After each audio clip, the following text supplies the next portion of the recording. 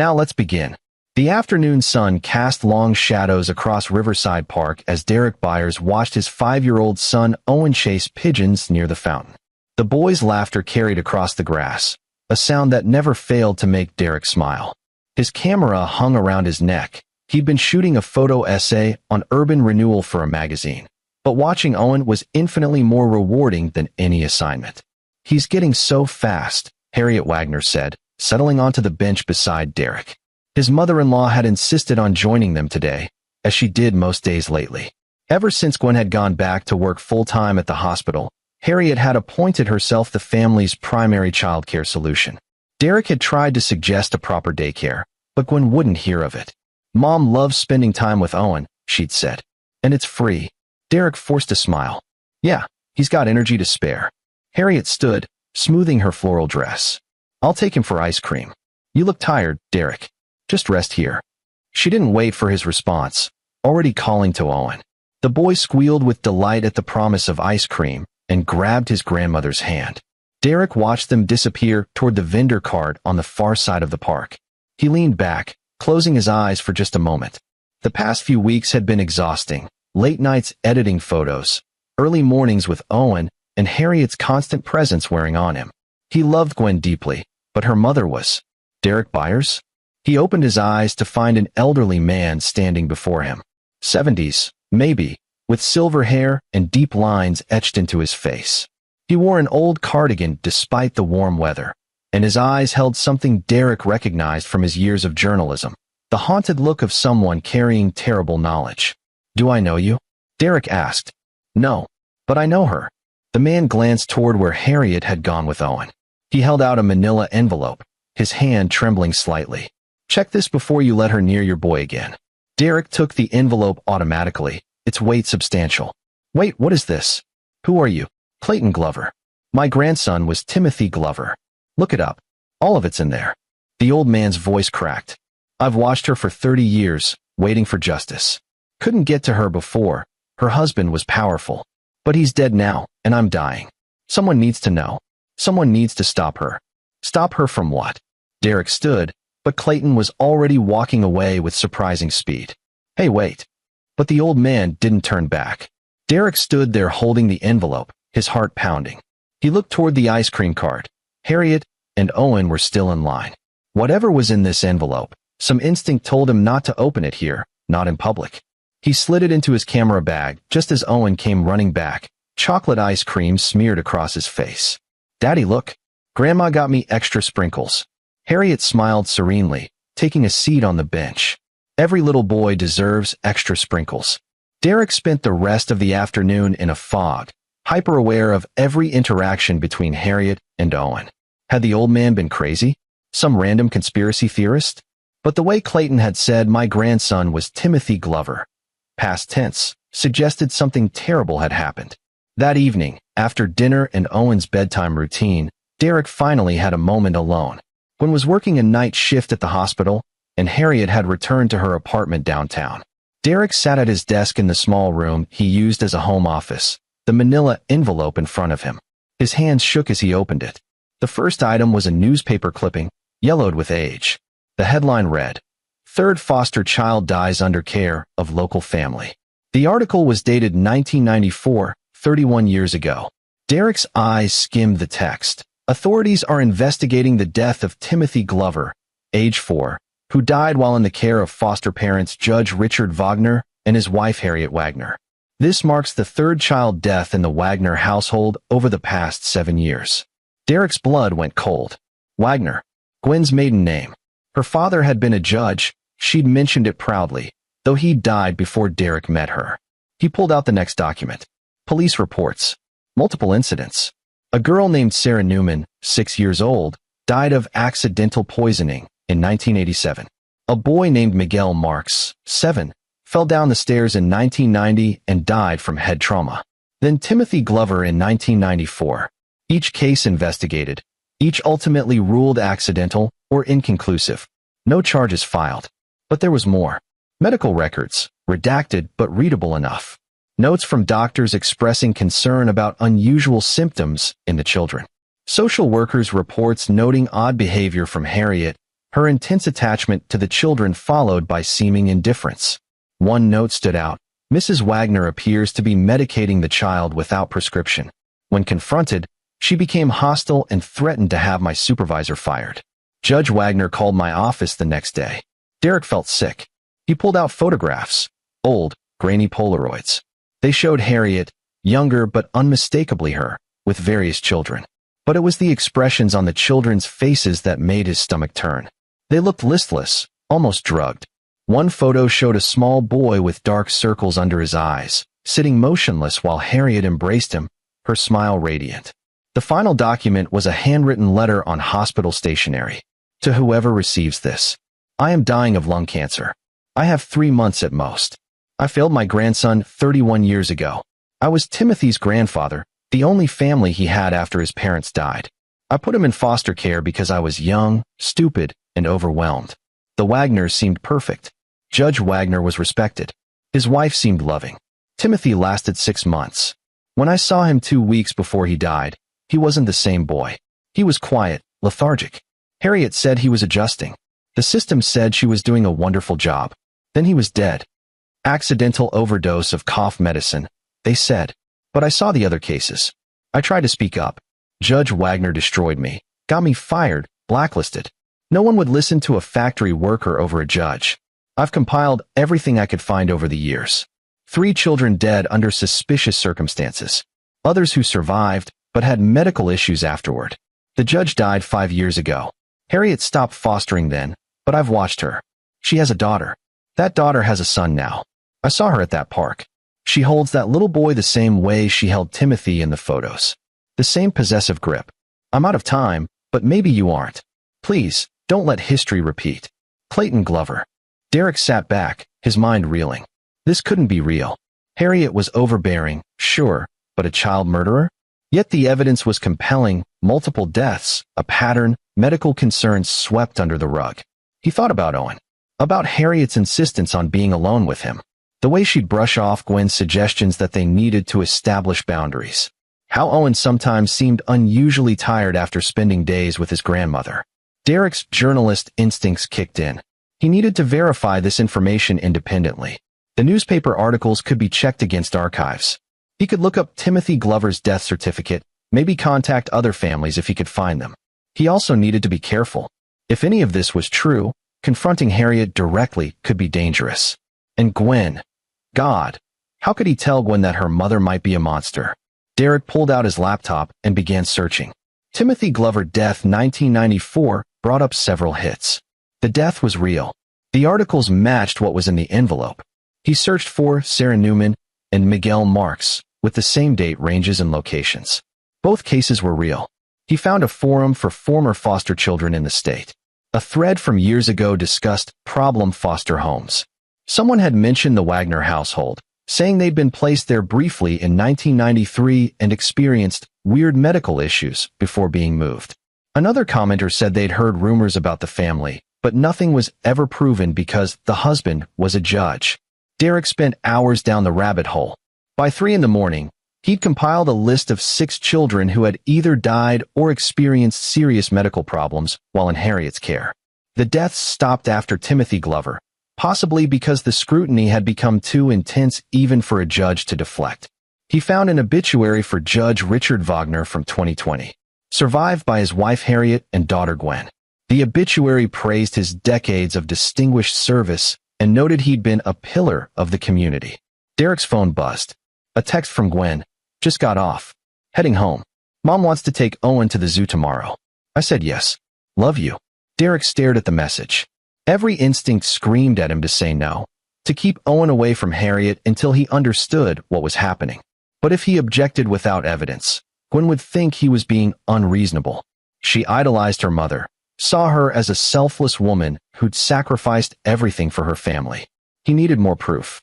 Something concrete and recent. If Harriet was doing something to Owen, there would be evidence. Derek went to Owen's room. The boy slept peacefully, his chest rising and falling steadily. Derek checked his bathroom cabinet. Children's vitamins, pain reliever, nothing unusual. But as he turned to leave, he noticed Owen's water bottle on the nightstand. Harriet had given it to him that afternoon at the park, Said it was a special big boy bottle. Derek picked it up. There was a small amount of liquid left in the bottom. He smelled it, just water. But was it? He remembered a colleague from his investigative journalism days, Lester Cole, who now worked in forensic analysis. They'd stayed friends after Derek had shifted to photography. If anyone could test this discreetly, it was Lester. Derek poured the remaining liquid into a clean jar he grabbed from the kitchen and sealed it. Then he refilled Owen's bottle with fresh water from the tap. When Gwen came home 30 minutes later, Derek was in bed, pretending to sleep. She slipped in beside him, exhausted from her shift. Derek lay awake, his mind racing with horrifying possibilities. The next morning, Derek called in sick to his magazine job and told Gwen he'd handle Owen instead of letting Harriet take him to the zoo. Gwen was confused. He never called in sick, but she was too tired to argue. "Is everything okay?" she asked over breakfast. "Just feeling off," Derek lied. "Might be coming down with something. Don't want Mom to catch it." Gwen accepted this. After she left for her shift, Derek called Lester. "Derek, man, it's been months." Lester's voice was warm. "What's up? I need a favor. Can you test something for me? Liquid. Might be contaminated or drugged." Lester's tone shifted. "What kind of story are you working on?" "Not a story. Personal. I can't explain yet, but I need to know if there's anything unusual in this water sample. Can you do it quietly?" "How quietly?" "No official records. Just between us." There was a pause. "Must be serious." "Yeah, I can do it. Bring it by the lab this afternoon." Derek spent the morning playing with Owen, watching him carefully for any signs of lethargy or strange behavior. The boy seemed normal, energetic, playful, happy. But Derek remembered Clayton's letter. Timothy had seemed fine at first too, until suddenly he wasn't. At noon, Derek's phone rang. "Harriet." "Derek, Gwen said you're not feeling well. I'm coming over to help with Owen." "That's not necessary," Derek said quickly. "I'm managing fine." "Nonsense. You need rest. I'll be there in 20 minutes. She hung up before he could protest. Derek's heart raced. He couldn't let her take Owen, couldn't let her be alone with him.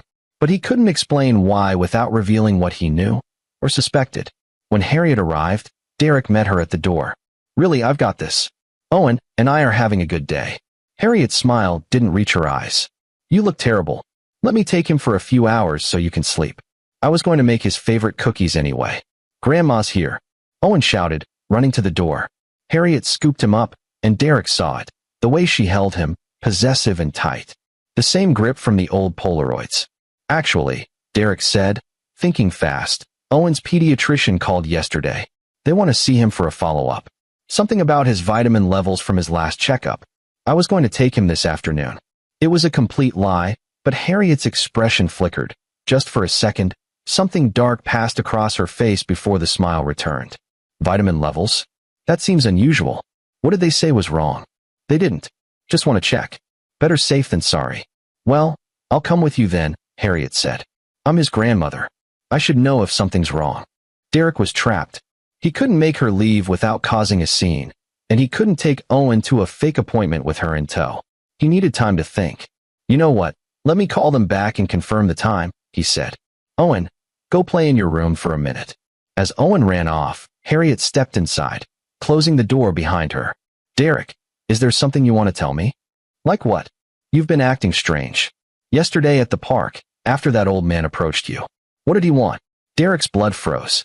She'd been watching. "Nothing. Just asking for directions. For half an hour you sat there looking at your phone, distracted. You barely spoke to Owen or me. Then today, suddenly you're sick, but you don't look sick. You're avoiding me." Her voice was calm, almost pleasant, but her eyes were hard. "Did someone say something to you?" "No one said anything." Harriet took a step closer. "Because sometimes people spread vicious rumors. Jealous people. People who can't stand to see a happy family. My late husband dealt with such people all the time. Liars trying to destroy good people's reputations." "I don't know what you're talking about." "Don't you?" She studied his face. "I've always liked you, Derek. You're good to my daughter, good to my grandson. But you're also nosy. It's the journalist in you. Always looking for stories, for secrets." She smiled. Some secrets should stay buried. The threat was veiled but unmistakable. Derek felt his phone in his pocket, Lester's number 1 button away. Owen was in the next room. If Harriet tried something. "I'm just tired," Derek said evenly. "That's all. No conspiracies, No rumors. Just a father who wants to spend time with his son. Harriet held his gaze for a long moment, then smiled brightly. Of course. I understand completely. I'll come back tomorrow when you're feeling better. We can all spend time together. One big happy family. After she left, Derek locked the door and sagged against it. His hands were shaking. She knew. Not exactly what he knew, but she knew someone had talked to him. And her veiled threat, some secrets should stay buried, confirmed Clayton's story more than any document could. Derek checked on Owen, who was building with blocks in his room, oblivious to the tension. Then Derek grabbed the jar with the water sample and his keys. Buddy, want to go for a ride? We're going to visit Daddy's friend. At the forensic lab, Lester met him in the parking lot rather than inside. I don't want this logged in the system, he explained. Tell me what's going on. Derek did. All of it. Clayton's envelope, the historical deaths, the patterns, his suspicions about Owen. Lester's expression grew darker with each detail. Jesus, Derek. If this is true, can you test it today? I'll run it through myself right now. Give me 2 hours. Lester looked at Owen, playing with a toy car in the back seat. Keep him close. Don't let her near him until we know. Derek spent those 2 hours at a playground across town, watching Owen play while his mind spun worst-case scenarios. If the water was drugged, it meant Harriet was actively harming Owen. If it wasn't, maybe Clayton had been wrong, paranoid in his dying months. But Derek didn't believe that. The way Harriet had looked at him today, the implicit threat, that wasn't the behavior of an innocent woman. His phone rang. Lester. Derek, you need to sit down for this. Just tell me. The water had diphenhydramine in it. That's Benadryl. About 20 milligrams per ounce. For a 5-year-old Owen's size, that's enough to cause significant drowsiness, maybe mild cognitive impairment. Not immediately dangerous, but regular exposure could be harmful. It would also make him more compliant, less energetic. Derek felt the world tilt. So she's been drugging him. It looks that way. This is also a common precursor pattern for Munchausen by proxy. The caregiver causes or fabricates illness in a child for attention or control. Given the historical pattern you described, Derek, your son is in danger. Real danger. You need to go to the police. With what? 30-year-old suspicions and 1 drugged water bottle? Her husband was a judge. She probably still has connections. What if they don't believe me? Then get more evidence. Document everything. Set up cameras in your home. Get Owen to a doctor. Have him tested for substances. Build a case. But do it fast. Derek picked up Owen and drove home, his mind racing. He couldn't tell Gwen yet. She wouldn't believe him without overwhelming proof. But he couldn't let Harriet near Owen again. That night, after Owen was asleep, Derek ordered 3 hidden cameras online with overnight shipping. He documented everything he knew in a detailed file, copying all of Clayton's materials. He researched Munchausen by proxy, reading case studies that made him nauseous with recognition. Then he made a decision. He wouldn't just protect Owen. He would make sure Harriet paid for what she'd done to those other children, and what she'd been planning for his son. The prey had become aware. Now he would become the hunter. Derek barely slept that night. Every creak of the house made him bolt upright, checking Owen's room to ensure his son was safe. By morning, he'd formed the outline of a plan, though it felt fragile, dangerous. But doing nothing while his mother-in-law systematically poisoned his son? That wasn't an option. The cameras arrived by 10 a.m. Derek installed them carefully, one in Owen's room disguised as a smoke detector, one in the kitchen angled toward the counter where drinks were prepared, one in the living room. They streamed to an app on his phone and backed up to cloud storage automatically. Whatever Harriet did next, he'd have proof. Gwen called during her lunch break. Mom said you were weird yesterday. Are you sure you're okay? I'm fine. Just stressed about work deadlines. She wants to take Owen this weekend. Give us a date night. I think it's sweet. Derek's grip tightened on the phone. Actually, I was thinking we could do a family weekend. The 3 of us. Owen's been asking to go to that science museum. Derek, we haven't had time alone in months. And Mom loves having him overnight. I know, but what's going on with you and my mother? Gwen's voice sharpened. You've been avoiding her. She noticed, and honestly, so have I. Derek had to tread carefully. Push too hard, and Gwen would defend Harriet. I'm not avoiding her. I just think Owen needs more time with both his parents right now. He's at an important developmental stage. He's 5, Derek. He's fine. And my mother isn't some stranger. She raised me just fine. Did she? Derek wanted to ask, Were there times when Gwen was young that she felt inexplicably tired, foggy-headed? Had Harriet controlled her the same way? But he swallowed the questions. We'll talk about it tonight. I've got to go, deadline. After he hung up, Derek pulled out the list Clayton had included, names and last known addresses of other families whose children had been in Harriet's care. Most were old, 30 years out of date, but it was a starting point. He started with parents of the children who'd survived. The first 3 numbers he tried were disconnected or belonged to other people. The fourth, listed for the parents of a girl named Janine McGill, rang through. Hello. A woman's voice, wary. Hi. I'm sorry to bother you. I'm trying to reach the McGill family. You had a daughter named Janine who was in foster care in the early 90s? Silence. Then who is this? My name is Derek Byers. I'm researching cases involving a foster family, Judge Richard Wagner and his wife Harriet. I believe your daughter was placed with them. I don't talk about that. Her voice went flat.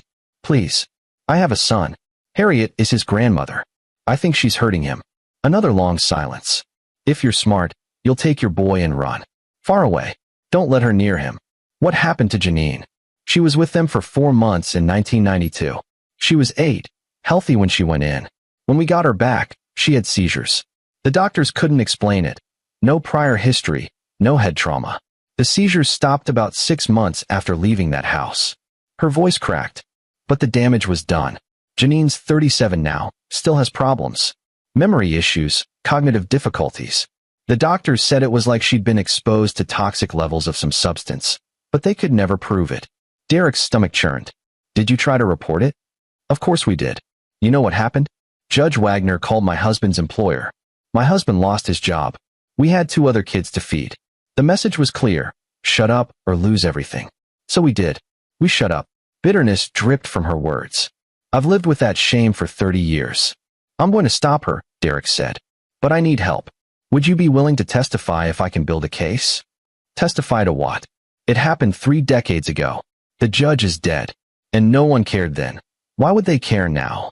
Because she's still doing it. To my 5-year-old son. The woman's breath caught. Jesus. Yeah, I'll testify. I'll tell anyone who'll listen. Give me your number. Derek got her contact information and moved to the next name on the list. By the end of the day, he'd reached 4 families of survivors. All told similar stories. Healthy children becoming mysteriously ill while in Harriet's care, medical problems that cleared up after leaving, and attempts to report it being shut down by Judge Wagner's influence. One father, whose son had been placed with the Wagners in 1991, said something that chilled Derek to his core. The judge's wife had this thing about control. She'd talk about how children needed to be managed, how too much energy and independence was bad for them. My son said she gave him special medicine that made him feel sleepy and good. We thought it was vitamins. It wasn't until years later, when he went to therapy for anxiety, that the therapist suggested he might have been drugged. Derek documented every conversation, building a file that showed a clear pattern of abuse spanning years. But he knew it still wasn't enough. Everything was historical, circumstantial. He needed current, undeniable evidence of Harriet harming Owen. That evening, Gwen came home exhausted. Derek had made dinner. Nothing fancy, just pasta and salad, and Owen entertained them with stories about the fort he'd built in his room. Normal. Almost peaceful. After Owen went to bed, Derek broached the subject carefully. I've been thinking about what you said. About your childhood with your mom. Gwen looked up from her laptop, where she was reviewing patient charts. What about it? Did you ever feel, I don't know, overly controlled? Like she didn't give you enough freedom? Gwen frowned. Where's this coming from? Just curious. You never talk much about your childhood. Because it was normal. Mom was protective, sure, but that's because Dad was always working. She wanted to make sure I was safe, well-behaved. I turned out fine, didn't I? Of course. But were there times when you felt sick a lot, or tired? What kind of question is that? Gwen closed her laptop. Derek, seriously, what's going on? First you're weird with my mom, now you're psychoanalyzing my childhood. Derek had pushed too far. Sorry. Forget it. I'm just overtired. But Gwen's eyes narrowed. Has someone said something about my mother? No. Because she mentioned that an old man approached you at the park the other day. She thought it was strange. Derek's blood ran cold. Harriet had mentioned Clayton to Gwen. Of course she had. She was laying groundwork, framing any accusations as coming from a crazy old man. It was nothing, Derek said. He wanted directions. That's not what Mom said. She said he sat down next to you, handed you something, then left. She said you hid whatever it was. Gwen stood. What did he give you, Derek? Some religious pamphlet. I threw it away. You're lying. Gwen's voice was sharp. I know when you're lying. What the hell is going on? Derek had to make a choice. Tell her everything now, risk her not believing him, risk her warning Harriet. Or wait until he had irrefutable proof. He chose the latter. I'm just stressed, he said. Work's been crazy, and I've been worried about Owen starting kindergarten next year. Your mom's great with him. I know that. I'm sorry if I've been off. Gwen studied him for a long moment, then sighed. You need to take better care of yourself. This stress is making you paranoid. She kissed his cheek. I'm going to bed. Try to relax. After she left, Derek checked his phone. The cameras were recording perfectly. Now he just needed Harriet to make her move. He didn't have to wait long. The next afternoon, Harriet showed up unannounced. Derek was working from home, Owen playing nearby. When the doorbell rang, Derek checked the video feed on his phone. Harriet, holding a covered dish and wearing her pleasant grandmother smile. He answered the door. Harriet, we weren't expecting you. I made Owen's favorite casserole. Thought I'd drop it off and say hello. She swept past him before he could object. Owen, sweetheart, come give Grandma a hug. Owen ran to her, and Derek watched as Harriet embraced him with that possessive grip. She handed him a juice box from her bag. I brought you the kind you love. Apple juice. Derek's instincts screamed. Actually, Owen just had a snack. Maybe save that for later. Nonsense. It's barely 2 o'clock. Growing boys need their juice. Harriet punctured the straw through the top and handed it to Owen, who accepted it happily. Derek moved fast, snatching the juice box before Owen could drink. On second thought, he's been having too much sugar. Water's better. Harriet's pleasant expression cracked, just slightly. Derek, it's just juice. I said no. He met her eyes, letting her see that he wasn't backing down. For a moment, the mask dropped completely. The look she gave him was pure malevolence, cold, calculating, furious. Then it snapped back into place. Of course. You're his father. I respect that. She smiled at Owen. Grandma will bring you something even better next time. After she left, Derek immediately poured the juice into a specimen jar. He'd send it to Lester tonight. But more importantly, the cameras had caught the entire exchange. Harriet bringing the juice specifically for Owen, her insistence he drink it, her reaction when Derek refused. That evening, after putting Owen to bed, Derek reviewed all the camera footage. Nothing obvious yet, but patterns were emerging. Every time Harriet visited, she brought Owen something to drink. He never saw her tamper with anything on camera, which meant she was preparing the drinks before arriving. Derek needed to catch her in the act, and he had an idea how. The next morning, he called Gwen at work. I've been thinking about what you said, about needing a date night. How about Friday? Your mom can watch Owen. Gwen sounded surprised. Really? What changed your mind? You're right. We need couple time. And I've been unfair to your mom. That's great. I'll call her right now. After hanging up, Derek texted Lester. Need your help Friday night. Operation Honeypot. Can you be available? Lester responded immediately. I'm in. What's the plan? Derek outlined it. On Friday, he and Gwen would pretend to leave for dinner, but actually park down the street. Lester would monitor the camera feeds from his van and alert Derek to anything suspicious. They'd give Harriet enough rope to hang herself. Friday arrived.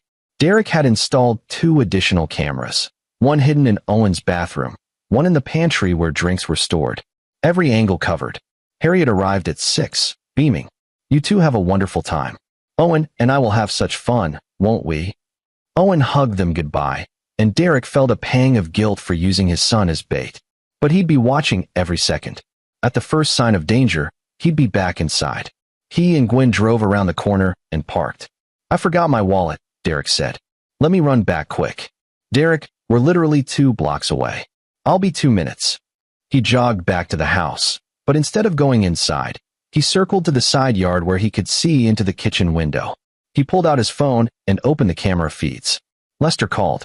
I've got all feeds active. She just took Owen into the kitchen. Derek watched the kitchen feed. Harriet was pulling something from her purse, a small bottle, brown glass like a medicine container. She unscrewed the top and poured liquid into a glass of milk, stirring it carefully. Then she added chocolate syrup to mask any taste. Got it, Derek breathed.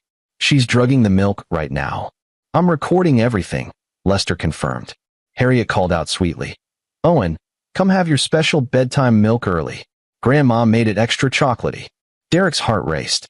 He had the evidence he needed, but Owen couldn't drink that milk. He burst through the front door. Sorry, forgot my. He rushed into the kitchen, where Owen was reaching for the glass. Derek grabbed it. Actually, buddy, I need to tell you something first. Come here. Harriet's eyes locked on his. She knew. In that moment, they both knew the charade was over. Derek, she said calmly, you're interrupting our time together. Gwen forgot something in Owen's room. Derek lied, scooping up his son. We need to grab it real quick. He carried Owen to his room and locked the door.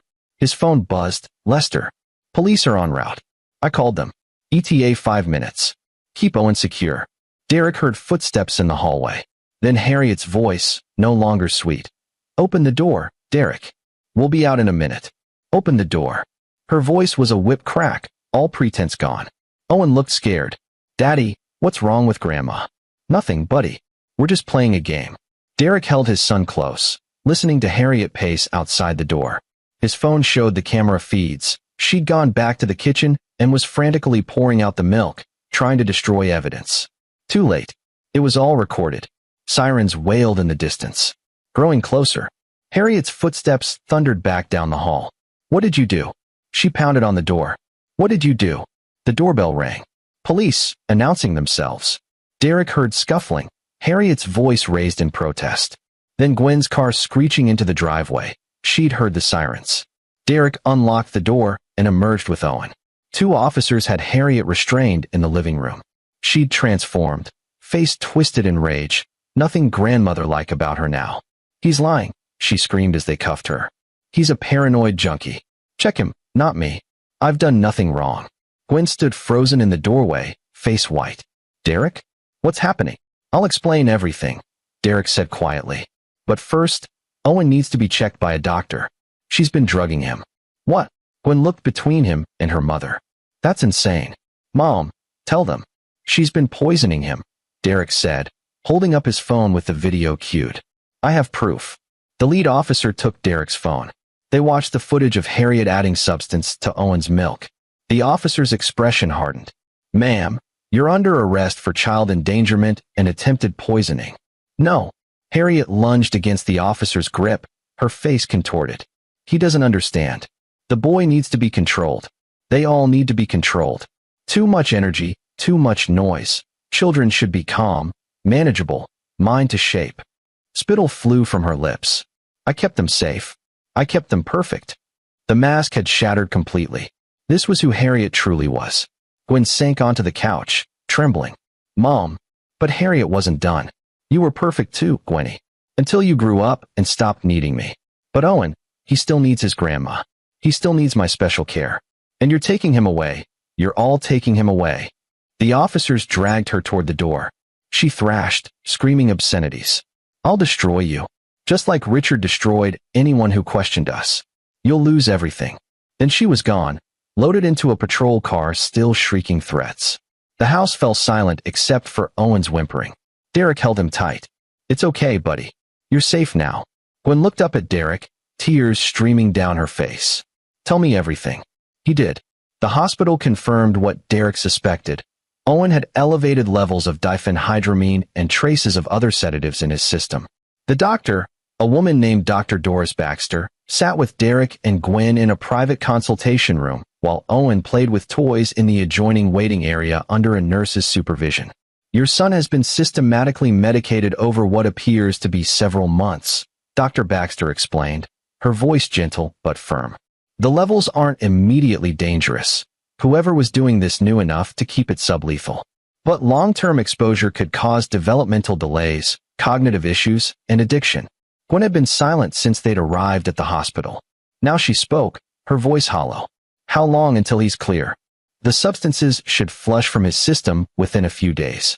We'll want to monitor him, maybe do some cognitive assessments to ensure no lasting damage. But children are resilient. If we caught this early enough, he should recover fully. And if Derek hadn't caught it? Gwen's voice broke. Dr. Baxter exchanged a glance with Derek. That's hard to say. But the pattern we're seeing, gradual escalation, substances that cause compliance and drowsiness, it's consistent with Munchausen by proxy and grooming behaviors. If it had continued. She paused. The outcomes aren't good. After the doctor left, Gwen turned to Derek. How did you know? What made you suspicious? Derek told her about Clayton Glover, the envelope, the research he'd done. He showed her the police reports, the newspaper clippings, the testimonies from other families. With each piece of evidence, Gwen seemed to shrink into herself. This can't be real, she whispered. My mother raised me. She loved me. How could she? Her voice failed. Gwen, Derek said carefully. Did you ever feel strange as a kid? Tired, foggy-headed? She was quiet for a long moment. There were times, she finally said. Elementary school, middle school. I'd have these periods where I couldn't focus, where I'd sleep for hours. Mom said I was just growing, that I needed rest. The doctors never found anything wrong. Her eyes widened. Oh God, she did it to me too. Probably not as severely, Derek said. You were her daughter, not a foster child she could dispose of. She wanted to control you, shape you, but not harm you permanently. But those other children. Gwen covered her face with her hands. 3 of them died, Derek. Because of her. Because my father protected her. And I never knew. I thought I had a normal childhood, loving parents. How could I not see? Because she didn't want you to see. That was the point. Gwen looked at Owen through the window, playing innocently with blocks. He could have been another Timothy Glover. But he's not. He's safe. Because you didn't give up. Even when I didn't believe you. Even when I defended her. Tears streamed down Gwen's face. I'm so sorry. I should have listened. I should have questioned. Derek pulled her close. You trusted your mother. That's normal. She manipulated you your whole life to ensure that trust. This isn't your fault. But the words felt hollow, and they both knew it. The betrayal was absolute. The police investigation moved quickly. Detective Seth Gibson, a veteran with 20 years in major crimes, took lead on the case. He interviewed Derek, reviewed all the camera footage, and sent the drug beverages to the lab for analysis. You built a hell of a case, Gibson told Derek 2 days later in his office. The video evidence alone is damning. Her little breakdown when we arrested her didn't help her cause either. What happens now? We're charging her with attempted poisoning, child endangerment, assault. The DA is also looking at the historical cases, the 3 foster children who died. Problem is, those are 30 years old.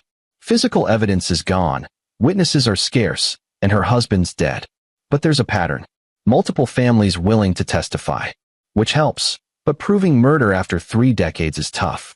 Her lawyer's already spinning a story. She's a confused, elderly woman. She thought she was giving Owen harmless sleep aids. She never meant harm. They'll plead diminished capacity. Derek's jaw clenched. So she gets away with it? I didn't say that. What you did, documenting everything, getting witness statements, building a timeline, that's prosecutor gold. We might not get her for murder, but we can make sure she spends her remaining years in prison. Child endangerment with video evidence? She's done. It wasn't enough. Not for Timothy Glover, Sarah Newman, Miguel Marks. Not for all the children Harriet had harmed over the years. But it was something. Derek left the police station and drove to the address Clayton Glover had listed on his letter. It was a small house in an older neighborhood, the kind of place where paint peeled and grass grew too long. Derek knocked, not expecting an answer. Clayton had said he was dying. A hospice nurse answered. Can I help you? I'm here to see Clayton Glover. My name is Derek Byers. He contacted me recently about my son. The nurse's expression softened with understanding. He's sleeping right now, but he'd want to see you. Come in. The house smelled of medicine and old books. Clayton lay in a hospital bed in what had once been a living room, oxygen tubes in his nose, his body a fragile collection of bones and translucent skin. But his eyes opened when Derek approached, and they were sharp. You came, Clayton rasped. You saved my son's life, Derek said. I wanted to thank you in person. Did you stop her? She's been arrested. She's going to prison. Tears leaked from Clayton's eyes. Thank God. Thank God. His hand reached out, trembling, and Derek took it.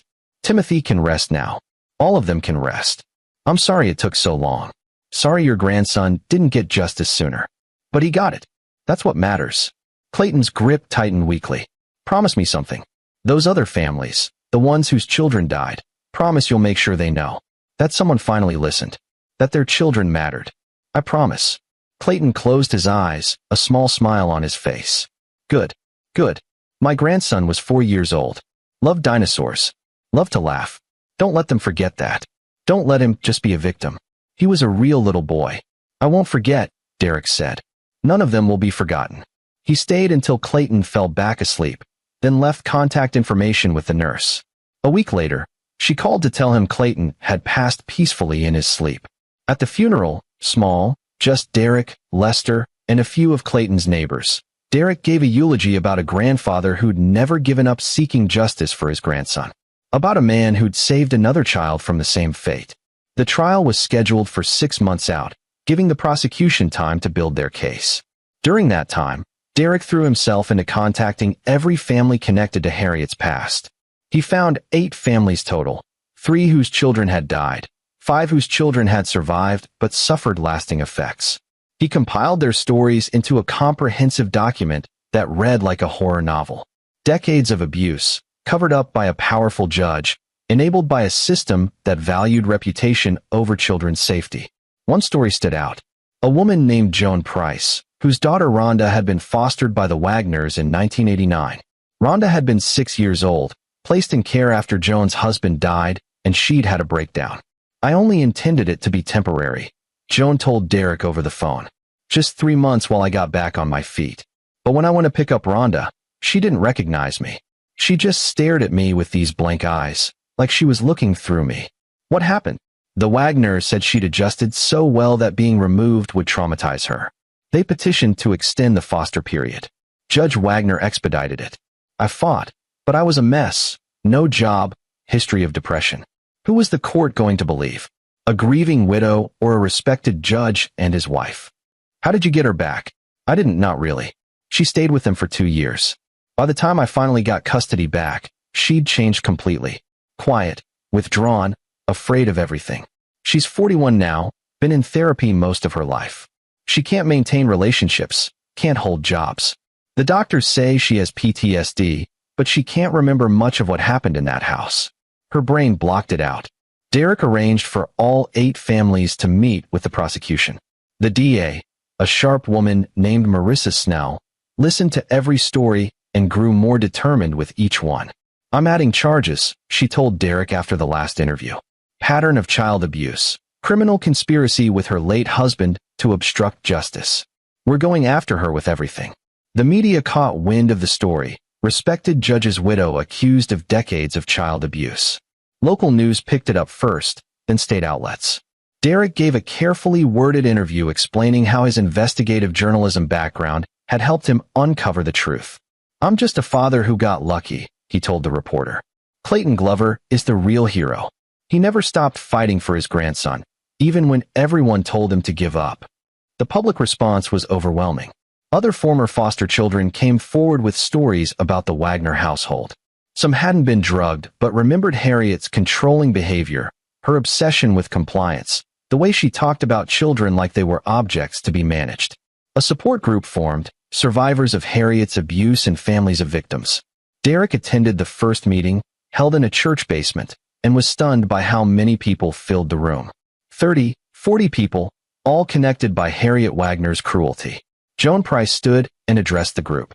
For 30 years, I thought I was alone.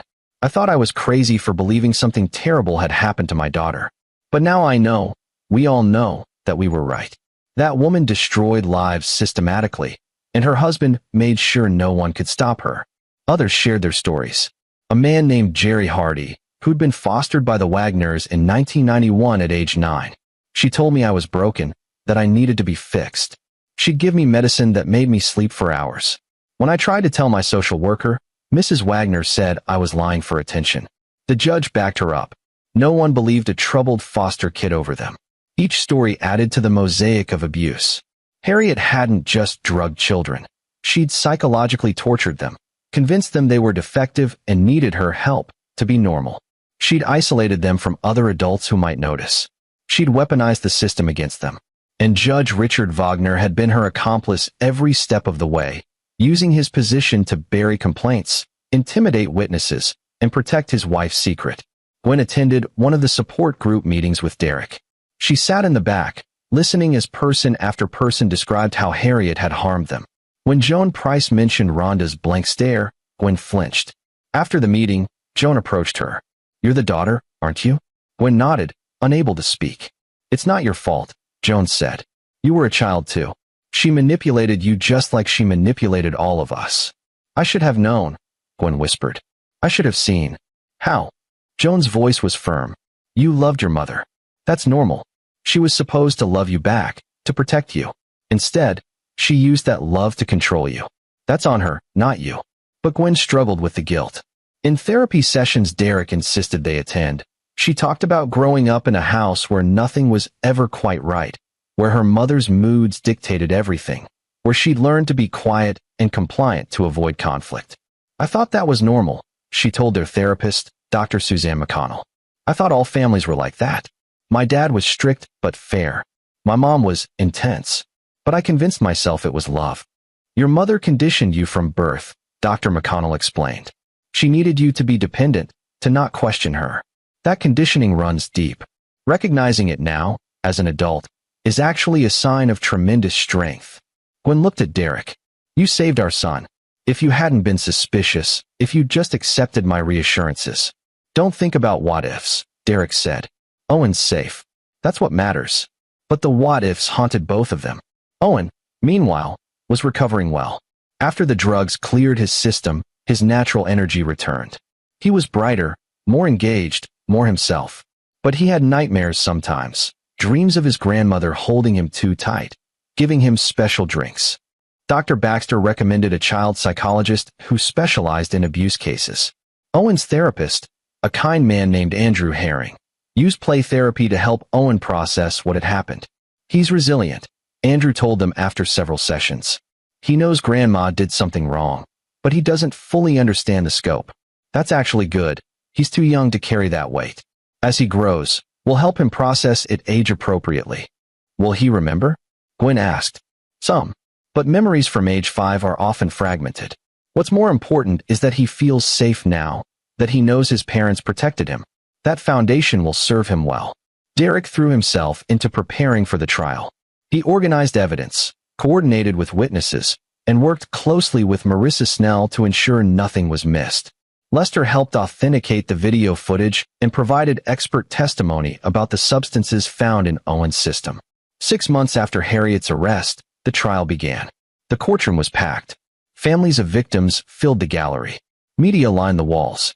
Harriet sat at the defense table in an orange jumpsuit, her face carefully blank. Her lawyer, a slick corporate type named Trevor Hathaway, projected confidence. But that confidence eroded as the prosecution presented its case. First came the video evidence, crystal clear footage of Harriet drugging Owen's milk. The jury watched in silence as she pulled the bottle from her purse, measured the liquid carefully, stirred it into the milk. Her lawyer objected on technical grounds, but the judge overruled him. Then came Derek's testimony. He walked the jury through everything: Clayton's warning, the historical research, the camera installation, the sting operation. He remained calm, factual, letting the evidence speak for itself. Under cross-examination, Trevor Hathaway tried to paint Derek as paranoid. "Isn't it true, Mr. Byers, that you'd been under significant work stress?" "Yes." "And you'd been sleeping poorly?" "Yes." "So when this stranger approached you in the park with wild accusations, you were already in a suggestible state. Isn't it possible you misinterpreted innocent grandmotherly concern as something sinister?" Derek met the lawyer's eyes. "I have video of your client drugging my son's milk. That's not misinterpretation. That's attempted poisoning." The lawyer moved on quickly. Gwen testified next, her voice shaking but steady. She described growing up under Harriet's control, the periods of unexplained illness and fatigue, the way her mother had isolated her from other children. "Did you know what she was doing to you?" Marissa Snell asked. "No. I thought it was normal. I thought she was protecting me. And now?" Gwen looked at Harriet, who stared back with cold eyes. "Now I know she was grooming me, making sure I'd never question her. So when she started doing the same thing to my son, I'd defend her instead of protecting him." Harriet's mask cracked then. She stood up, shouting, "I protected you. I made you perfect. Ungrateful." The judge gavelled her down. and her lawyer pulled her back into her seat. But the jury had seen the real Harriet Wagner. The parade of historical witnesses was devastating. Joan Price described Rhonda's transformation. Jerry Hardy talked about the drugs and psychological abuse. Janine McGill's mother, voice-breaking, explained her daughter's seizures and lasting cognitive damage. When Clayton Glover's letter was read into evidence, several jury members wiped their eyes. The description of Timothy's final days, the little boy who loved dinosaurs, who'd become lethargic and unresponsive before his accidental death, left no doubt about Harriet's guilt. The defense tried to argue diminished capacity, that Harriet was confused, that she genuinely believed she was helping the children. But the video evidence made that impossible to sustain. The careful measuring of drugs, the attempt to hide it, the rage when discovered, this was calculated, intentional harm. Medical experts testified about Munchausen by proxy, explaining how caregivers with this disorder derive satisfaction from controlling and sickening those in their care. A forensic psychologist who'd evaluated Harriet described her as highly organized, manipulative, and lacking empathy, classic characteristics of psychopathy, with a specific paraphilia involving control of children. The trial lasted 3 weeks. In his closing argument, Trevor Hathaway made a last-ditch effort. My client is a 70-year-old widow who made mistakes. She's not a monster. She's a grandmother who loved her grandson too much, who let anxiety and confusion lead her astray. She deserves compassion, not condemnation. Marissa Snell's closing was brutal in its simplicity. The defense wants you to see Harriet Wagner as a confused old woman. But the evidence shows you who she really is, a predator who systematically drugged and abused children for 40 years. 3 children died. At least a dozen more were permanently harmed. And she would have continued if Derek Byers hadn't stopped her. She pointed at Harriet.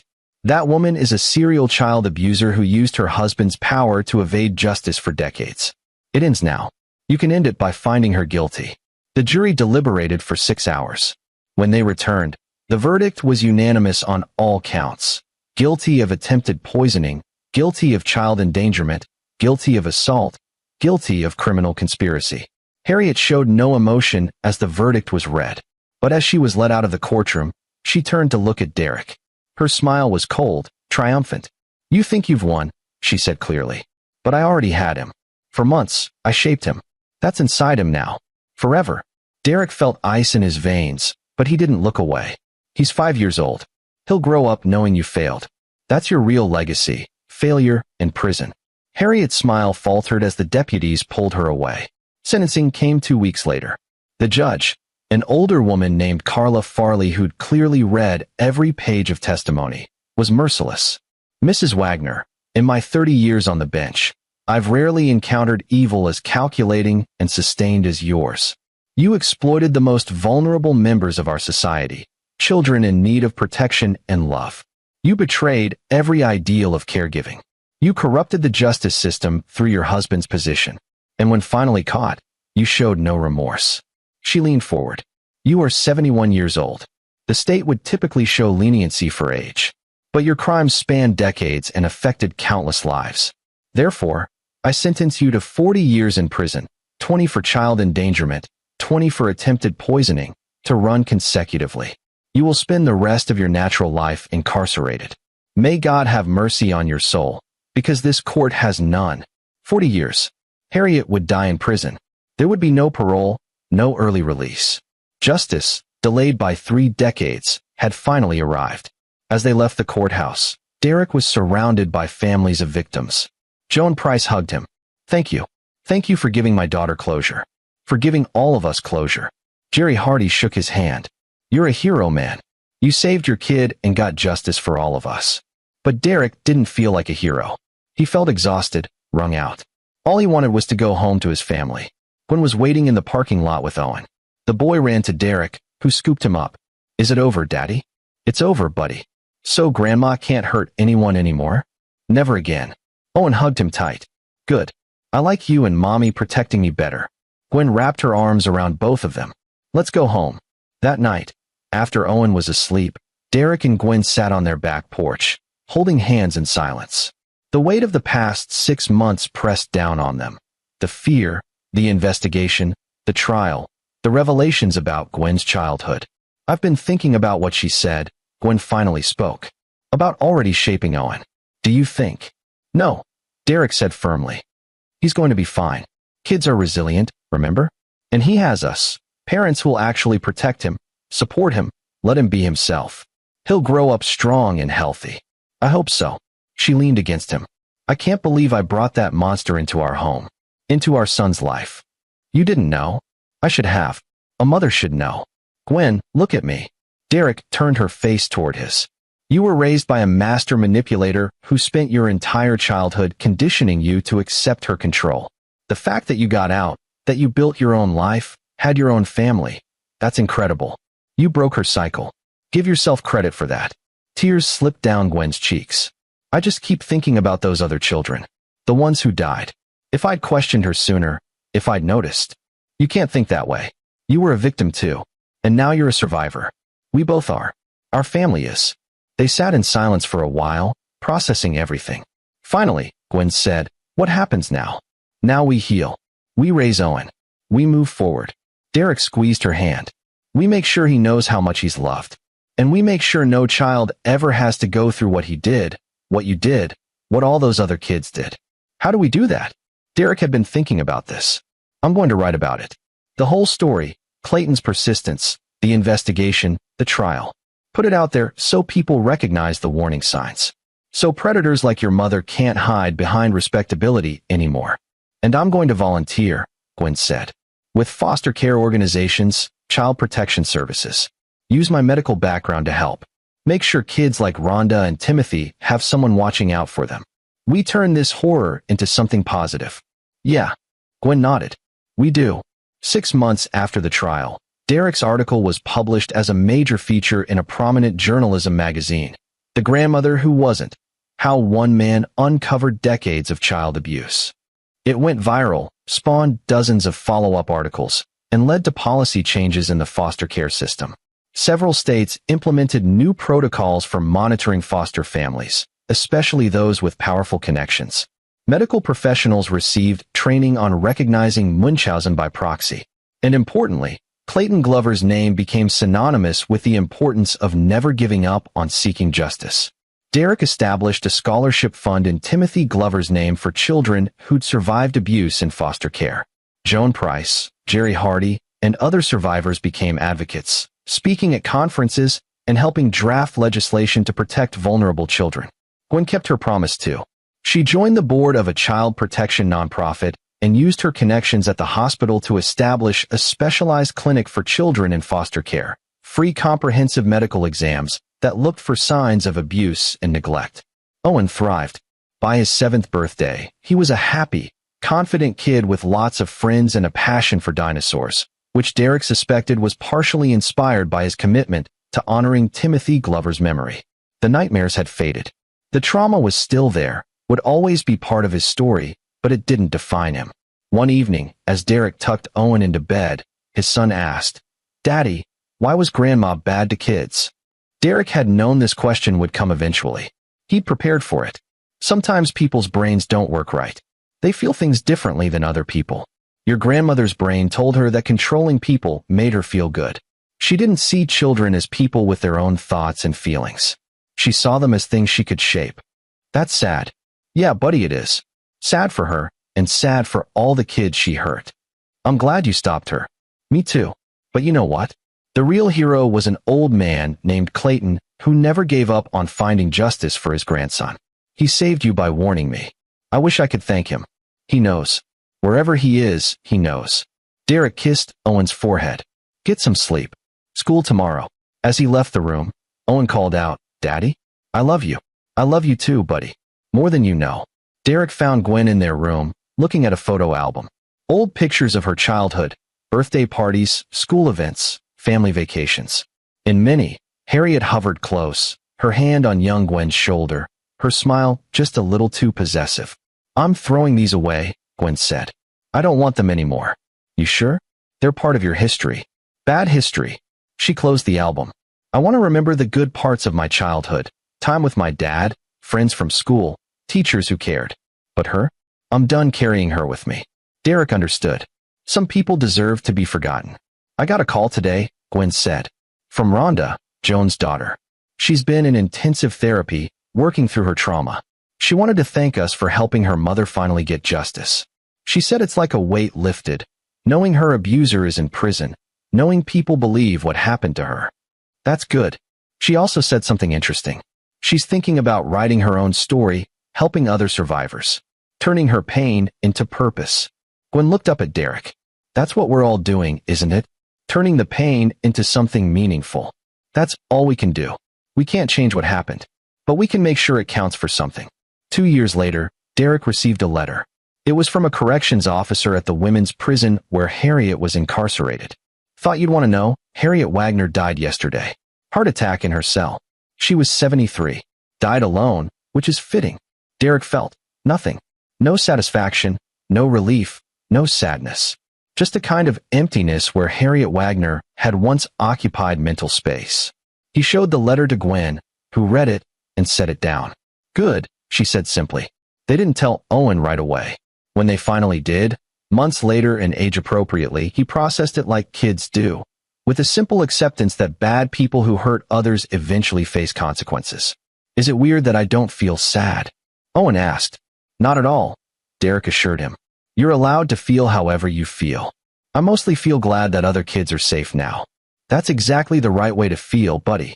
5 years after the trial, the survivors group held a memorial service for all the children who'd been harmed by Harriet Wagner. They gathered in the park where Clayton had first approached Derek, the place where everything had changed. A monument was unveiled, a simple stone with names carved into it. Timothy Glover, Sarah Newman, Miguel Marks. Below them, and all the children hurt by those who should have protected them. May their pain lead to justice. May their memory inspire change. Joan Price spoke, her daughter Rhonda beside her. For decades, we were silent. Scared, ashamed, unbelieved. But no more. This monument stands as a promise. We see you, we believe you, and we will fight for you. Derek added, Clayton Glover taught me that justice delayed isn't justice denied. It's justice waiting for the right person to fight for it. Every one of us here is proof that truth eventually comes out, that predators eventually fall, and that survivors are stronger than anyone gives them credit for. As the crowd dispersed, Derek stood with Gwen and Owen, looking at the monument. 10-year-old Owen reached up and took his father's hand. Daddy, do you think the kids who died are happy now? Knowing what happened, Derek thought about Timothy Glover, about Clayton's decades-long fight for his memory. Yeah, buddy, I think they're at peace. And in that moment, in that park where an old man's desperate warning had changed everything, Derek finally felt it too. Peace. Not closure. You never get closure from something like this. But peace in knowing they'd done everything possible to ensure Harriet Wagner's evil died with her in that prison cell. The cycle was broken. The monster was gone. And 3 generations of children, the ones who died, the survivors, and kids like Owen, could finally rest knowing justice had been served. Derek had entered that park months ago, as just a father taking his son for a normal afternoon. He'd left as a man on a mission to protect his child and honor the fallen. That mission had been fulfilled. Some victories aren't about triumph. They're about survival, about making sure the next generation has a chance the previous ones didn't. As Derek watched Owen run off to play on the swings, free, happy, safe, he knew that was the only victory that mattered. The grandmother who wasn't had been defeated. The family who'd survived her was healing. And somewhere, Derek liked to think, Clayton Glover was resting easy, knowing his grandson's death hadn't been in vain. Justice had taken 31 years. But it had come at last, and it was complete. This is where our story comes to an end. Share your thoughts in the comments section. Thanks for your time. If you enjoy this story, please subscribe to this channel. Click on the video you see on the screen, and I will see you there.